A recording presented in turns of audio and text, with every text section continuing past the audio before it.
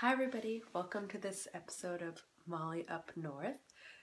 I'm just ready for bed here. I'm in my bicycle pajamas and I wanted to do a kind of relaxing show and tell about one of my favorite Finnish artists, but also just one of my favorite people in general, one of my kind of like role model, kindred spirit heroes. And I wanted to share a book all about this particular artist. And her name is Tove Jansson. So I know her first name in English, we would pronounce it like Tove, but she was actually a Swedish-speaking Finn, so it's a Swedish name, and in Swedish, sometimes the O makes an O sound, and sometimes it makes an U sound, and you just have to kind of know when, and so it's pronounced Tove Jansson. And this is a wonderful, nice hardback book that I got that's a biography of her. It's called Tove Jansson, Work and Love, and it's by a woman named Tuula Karjalainen, so that's how you spell it, Tuula Karjalainen, if you're interested in buying it. And I just absolutely love this book because I love Tove Jansson. I love that it's got this nice hardcover and such nice big photos and illustrations, and here you see Tove standing amongst paintings in her art studio. And I also love that it's got these nice colorful illustrations all along the spine and in the book, and I'll show you some of them.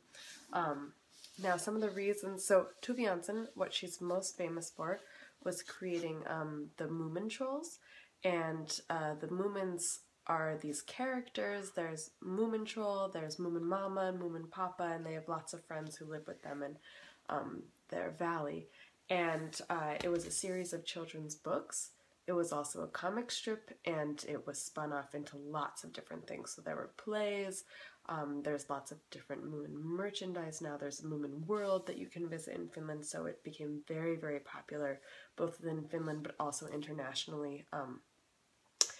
It became very popular in Japan, in different parts of Europe, so that's what she is most famous for, is for the Moomins. But Tove Jansson was also a visual artist. She considered herself first and foremost a serious painter, and she also was an author. She wrote both children's and adult books, and she was just very accomplished, and I just love her because from everything that I can learn about her and just from my own experience with her art, I just feel like she expresses this joy in her art. It's kind of silly, it's fun, it's happy, but it also gets to some of the core human emotions that I think we all have. Things like just loneliness and fear. And from what I can tell from her, she lived her life just totally independently, but also with this joy and with some quirkiness, and she was just totally herself. And I think that's really cool, and it can be hard to be totally yourself in this world. So I wanted to share just some passages from this, and hopefully you also will kind of learn something and fall in love with Tove with me, and maybe find this kind of a relaxing bedtime story type of thing.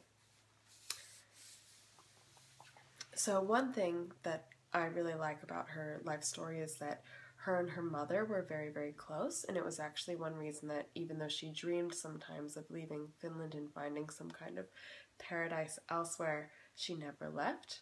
And so in the book it says, but in reality her love for her mother kept her in Finland. And this is a quote from Tove. It's him who keeps me here because I shall never find anyone whom I can love as much and who loves me as she does. And I just think there's so much in there that encapsulates kind of what it means, what a mother's love for her child means. Then this is a little bit about Tove and her childhood. Tove hated going to school and was rather a bad student.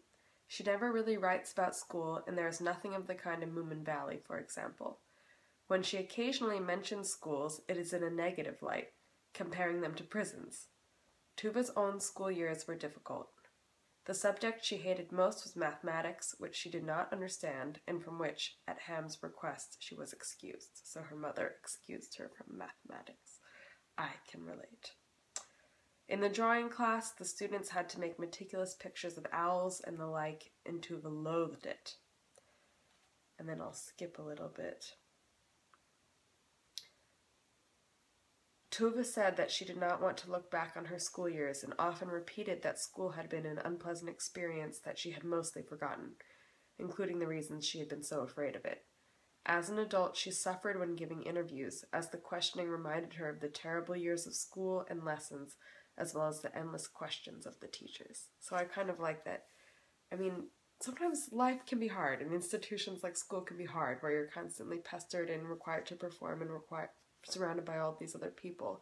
And I just kind of like reading about someone who I really admire, who also struggled at time in school.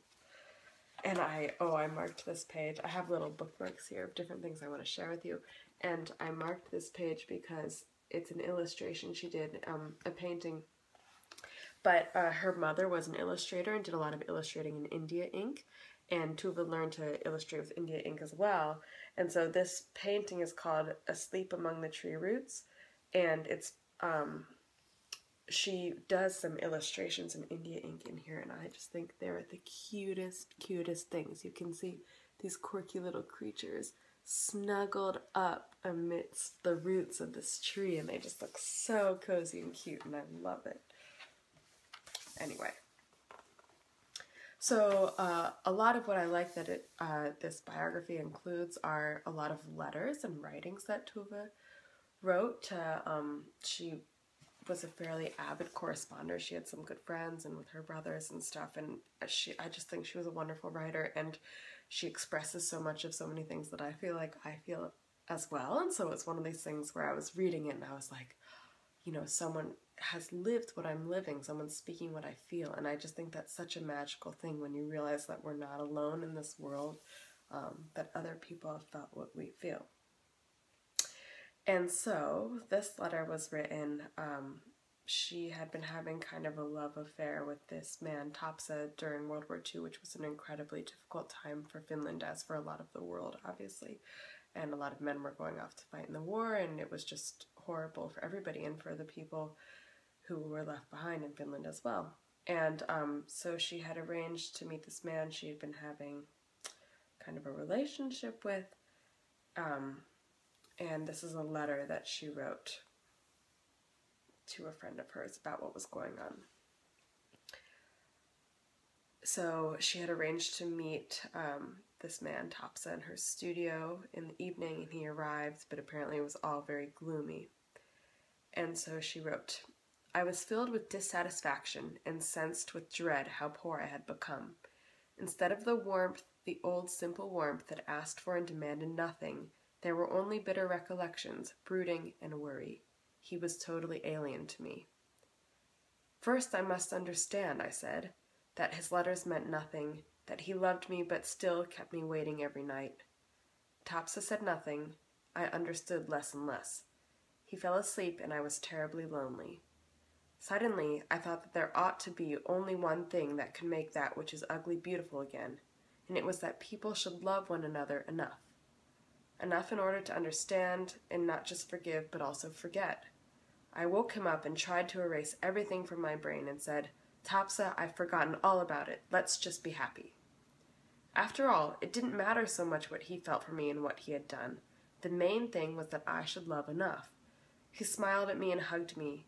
Then he went back to sleep, and I lay there trying to feel nothing but full of love. But there was no calm. I wasn't happy with myself.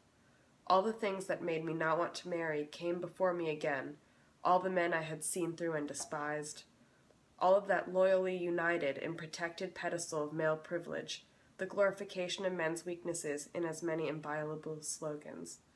I can't bring myself to admire and comfort and pretend that it's not just scenery. I feel sorry for them, yes. I like them, yes. But I don't want to give my life for a performance I have seen through. I can see what will become of my painting if I get married, because in spite of everything, I still have within me all these inherited female instincts to comfort, admire, submit, sacrifice myself. Either a bad painter or a bad wife. And if I become a good wife, then his work will be more important than mine, my intelligence will be subordinate to his, then I will bear children for him, children to be murdered in one of the coming wars. I don't have the time or the will or the means to get married. Now, obviously, this was something written at an intense time But I just think there are some things about it, like how she's trying to go through the fact that that no matter what actions other people have, as long as she herself can be filled with love, then she can be in a happy place. But at the same time, not being able to get over what the circumstances are, even as she's trying to kind of reach this state of maybe like emotional and spiritual enlightenment. In the end, you're dealing with the world and with people and with other people's interests who might be going against your own. And for her, she was looking for someone to really be a partner and to love, and this man had let her down.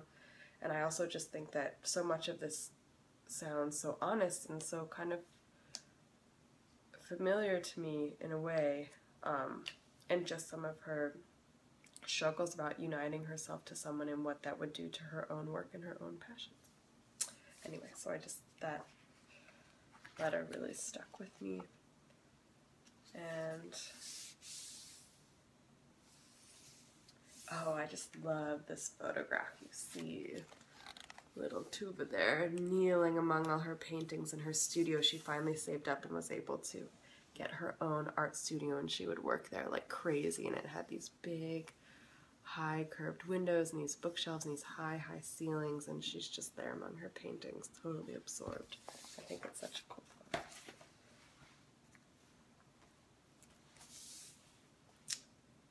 So, let's see what's next. So I think it's very interesting.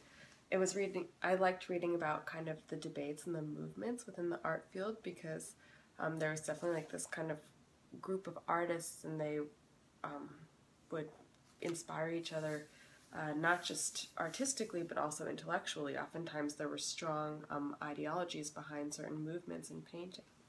And one thing that I like about Tove is that even as she was working and living through a lot of turbulence within the art field, and you had the rise of social realism and all these things, and this idea that art should serve a certain cause, and sometimes a certain political cause, and these kinds of things, she always stayed kind of totally independent, doing her own thing. And that can be so difficult sometimes when you're surrounded by a lot of people who are saying you should do a certain thing or who are doing a certain thing, but I just like the fact that she seemed to always follow her own compass, and I think that's how you got something like the movements coming up that were just so original. So this is what it says. Tove's attitude to the abstract art in clar form was typical of her attitude to art in general, and this was a harbinger of her future career as a visual artist. Tove wanted to hold on to traditional values, to what her father and art school training had taught her. Although the new art interested her, she did not take to it in her own work. By nature reserved and cautious, she preferred to keep her distance or circumvent the new art altogether, and to continue to follow the path that suited her. Tove had also kept her distance from surrealism and existentialism, not to mention socialist realism. Over the years, she had stated her desire to be a l'art pour l'art artist, and now she did so again, though it was ironic that this very label was being used in Finland to describe abstractionism, which was regarded as being devoid of content, pointless, art for art's sake. Tove called her art asocial, meaning that it was not tied to social reality. At the same time, she repeatedly emphasized that she was an individualist. Popular fads did not appeal to her, and to some extent she found herself on the defensive. The assertion of her own individuality and freedom of choice may have been one of the factors that kept her from embracing the new ideas, which she seems to have rejected almost before being acquainted with them. Her respect for art and its long traditions meant that she found it hard to suddenly break with those traditions. Her father had taught her that one could make fun of anything except art. It was too serious a matter. So her father had also been an artist and really instilled it in her at a young age, a high regard for art and its importance. And obviously her mother was an illustrator too. And I want to show you some of the Moomin drawings now so you can see what they look like. Moomin kind of looks like this kind of plump, happy little troll. And over here we have two other characters, Thingamy and Bob. And they have a big red ruby there, but you can just see I just love the whimsy of her illustrations. They're so fun and they're so cute, and it just makes me happy to look at them.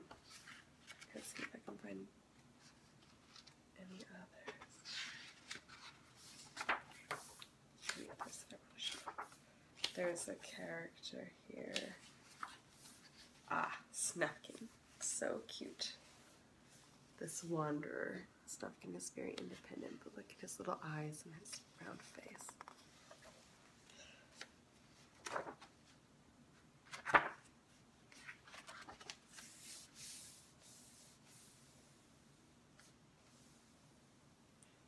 Oh, I like this description. So they ended up doing some Moomin plays, and I like the description of Tove as she was involved in the theater because I think you get a glimpse of her personality.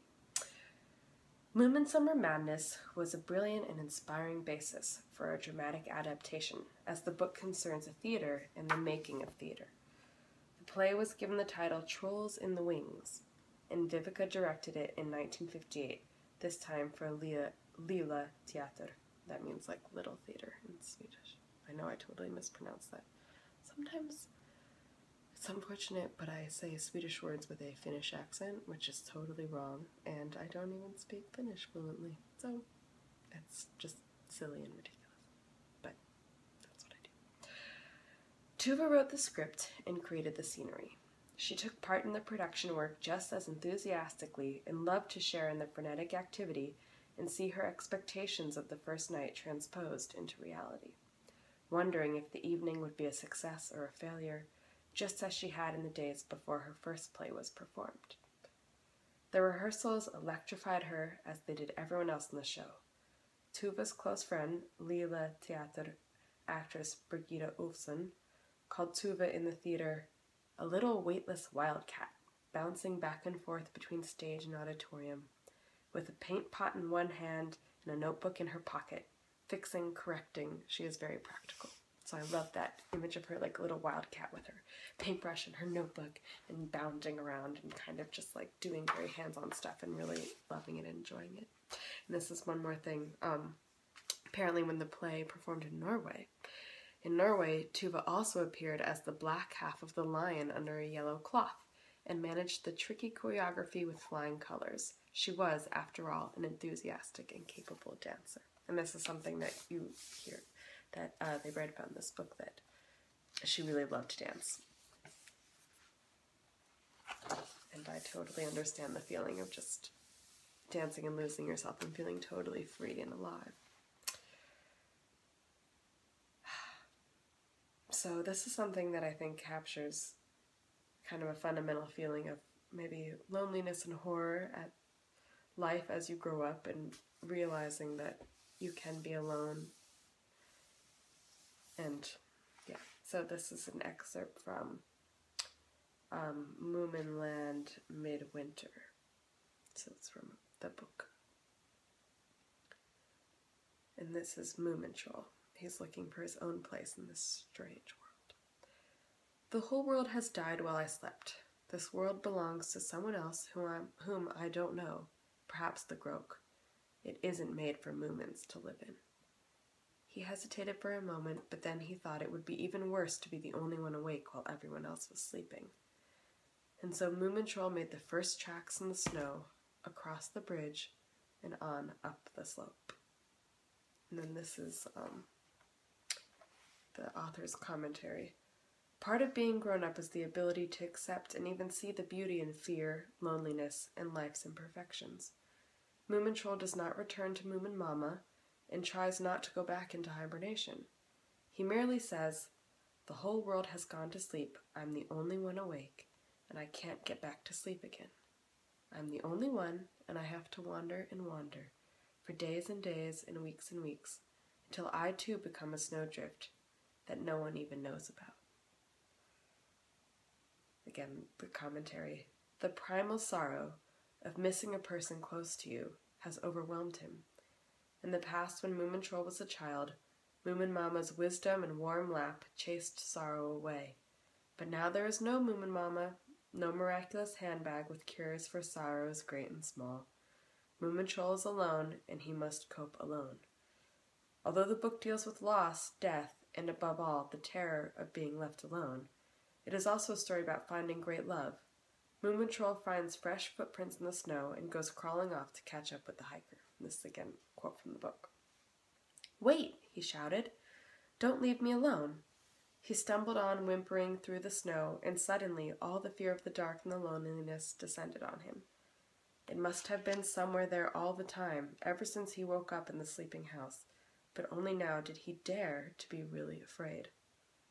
And suddenly he caught sight of the light. Even though it was so small, it filled the whole forest with a gentle red glow. And that's when he finds a new friend. And so there's something just fundamental and simple about this. I don't know. I just like it. This idea that you just have to, there's a point where you're the only one awake and you have to go and experience the world alone. And there are times where you are brave enough to be totally afraid. And then you find new friends, a new path.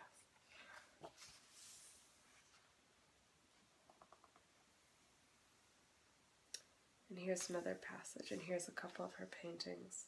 One called Weathering and one called Forest. They're both oil paintings.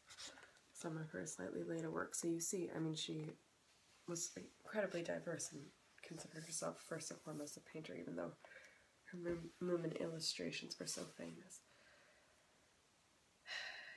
Yet Tove ardently wanted to be a painter and saw the role of artist as the one she valued most. So why did she not devote more of her time and energy to it? For someone with so many talents, it was hard to choose. Her last short story may give some indication of her dilemma. This is a quote from her last short story. "One could imagine a horrible story about the constant compulsion to choose. I find a someone, and one fine morning, quite suddenly, make him realize that he is subject to constant choice, unrelenting and inescapable at every moment of his life. He can never be sure that he chose correctly."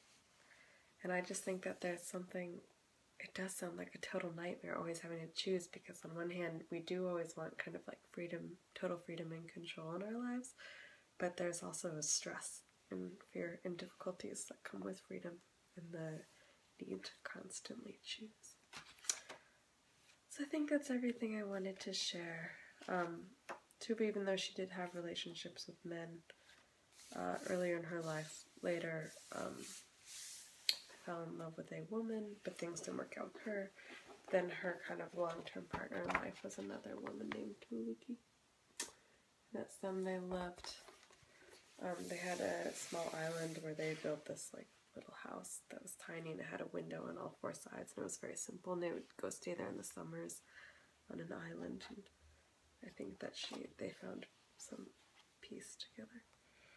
And yeah, that's the whole book. I love the bright purple of the inside covers. So I hope you enjoyed this story time as much as I did. I hope you found it somewhat relaxing, and thank you for letting me share one of my favorite people with you. Good night.